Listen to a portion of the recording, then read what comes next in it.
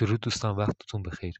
من یه کلیپی رو دیدم توی یوتیوب و نوشته بود پرشین گلف، عربین گلف، و من باور نکردم تا اینکه اومدم گوگل مپ رو باز کردم، دیدم بله همچین اسمی هست و اینجا پرشین گلف و پایینترش هم توی پرانتز نوشته عربین گلف. حالا از که تا این دریا رو دو اسمی کردن ما نمیدونیم، ولی خب الان من میخوام چیکار بکنم اینجا، یا ما باید چیکار بکنیم اینجا.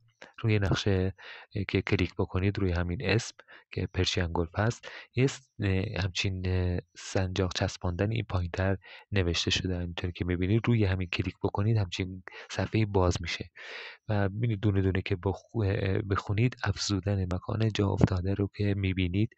اینجا برای جاهایی هست که کوچه هایی که اسمشو اشتباه ثبت کردن یا اصلا ثبت نکردن و شما میخواید برای اولین بار ثبتش بکنید و این پیام رو به گوگل مپ و اونجا رو به اون اسم ثبت بکنم براتون. و اینجا ما تنها کاری که فعلا میتونیم بکنیم همینه که بیایم اسمشو برای گوگل مپ بفرستیم که اینجا اسمش خلیج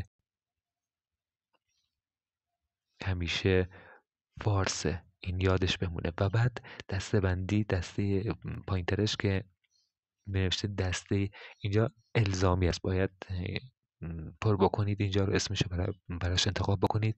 همونطور که میبینید که وسط دریا خدمات خرید و غذایی، فضای آزاد و تفریح کنم مناسب تره و مکان یاد بود یکی مونده به آخر، واقع تاریخی.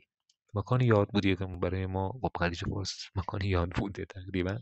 اینجا رو انتخاب میکنید و تمام شد و اینو ارسال میزنید. این پایین ارسال هست. تقریبا ما تنها کاری که میتونیم انجام بدیم فعلا همینه، اما کار دیگه فعلا دستمون بر نمیاد تا حالا بعداً و این تک اسمو به گوگل مپ یادآوری بکنیم که این دو اسمی نیست و اینجا فقط پرشین گلف خلیج فارس. ممنونم از شما و این کار رو حتما انجام بدید.